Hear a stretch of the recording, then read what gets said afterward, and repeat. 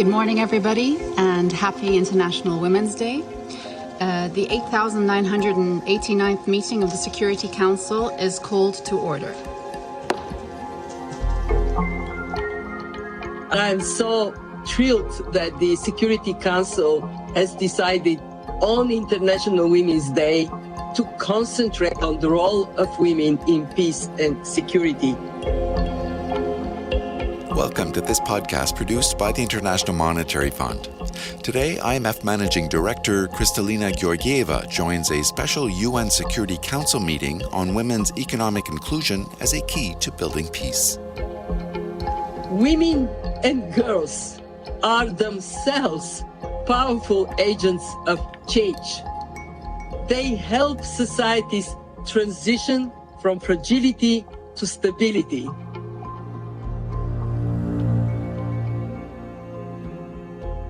What we do today matters to hundreds of millions of women living in conflict and fragility. It is an opportune time to reflect on the strength and power of women in the face of war and destruction. Tragically, in far too many places, this strength is being relentlessly tested. My heart goes to all the women bracing the horror of war, protecting their children, caring for the wounded, sacrificing for their countries, their communities, their families. Today, this is the fate of our sisters in Ukraine. We admire your courage. We share your pain. We stand with you. We support you. We know that women bear disproportionately the devastation of wars. And yet we also know women are the best hope for peace. In the words of Zainab Salbi, like life, peace begins with women. We are the first to forge lines of alliance and collaboration across conflict divides. Today, I would like to make 3 points. First, crises, be they conflicts or pandemics or more traditional economic and financial crises, threaten to set back years of progress in gender equality, therefore slow down progress in development. In the pandemic, globally, twice as many women as men lost their jobs. And let's remember, women are 20% below men in labor market participation to begin with. We also have seen tremendous learning losses. We calculate that over lifetime of the generations affected by the pandemic, $17 trillion will be lost because of this lack of educational attainment. More dramatic is the fate of girls. We know that 20 million girls in developing countries may never return to school. And that means they're excluded from life's opportunities forever, for the duration of their lives. We also have seen during the pandemic the ugly head of gender-based violence being up. And of course, we know that this leads to serious socioeconomic consequences. We have calculated these consequences. But I also want to talk about the positive side. As dramatic as these effects are, we need to remember that overcoming them can be a massive injection of prosperity for countries. Empowering women, reducing gender inequality in fragile or conflict situations in particular, can have powerful economic benefits. If sub-Saharan Africa countries reduced gender-based violence closer to the world average, they could see long-term GDP gains of around 30%.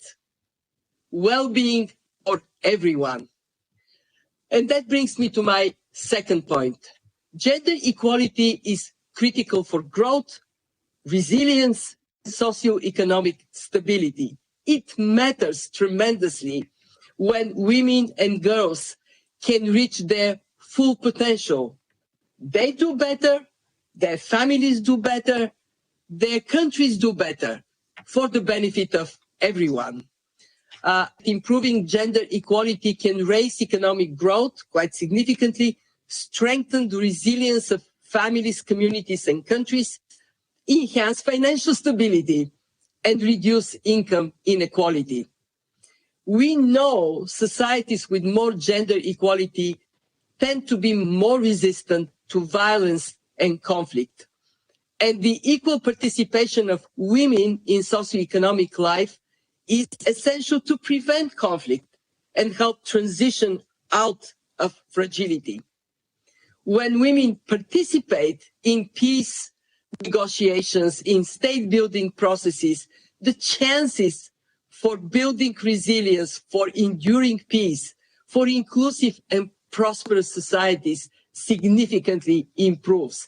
And the Security Council has such an important role to promote women inclusion in peace building. Yet, too often, women remain underrepresented and excluded from decision-making processes. To change that, we need all hands on deck. We need international organizations, we need governments, we need private sector, so we can see a chance to reduce fragility and by closing gender gaps to improve prospects for development, which takes me to my third point. And it is, we all have responsibility to bear, and that applies to my institution, the International Monetary Fund. I want to report to you that we are relentlessly focusing on helping our members design and implement macroeconomic and financial policies to ensure greater resilience and growth. We are particularly zeroing in on social spending. It is an efficient and effective way to allow better education for boys and girls, better health care, better social protection, and as a result, stronger societies. We believe that a country-tailored approach is vital. So in our new strategy on gender that we are going to bring to our board this spring, as well as in our fragile and conflict-affected states strategy, we explicitly emphasize the role of gender equality. We see country engagement strategies that are based on contributions from society, where the voice of women is heard, to be a major factor for us to help our members deal with drivers of fragility such as gender equality, climate change, forced displacement, or food insecurity. We are very keen to work with our partners, humanitarian, development, peace and security actors. 25% of our members are conflict or fragility affected states. We need to work with you, with everyone, to be successful in these countries. Let me conclude with this thought. Women and girls are themselves powerful agents of change. They help societies transition from fragility to stability. They are a foundation for a better future for all. And we saw that in peace processes from Northern Ireland to Colombia, and in places like Liberia, where a movement of women helped bring an end to the civil war. So to all the women and girls, believe in yourself. Dare to reach your full potential.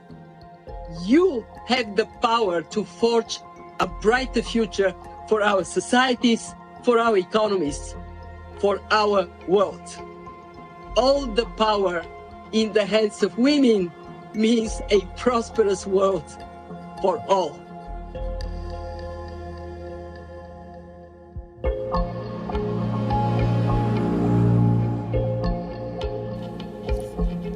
That was IMF Managing Director Kristalina Georgieva speaking at a special UN Security Council meeting on women's economic inclusion as a key to building peace to celebrate International Women's Day.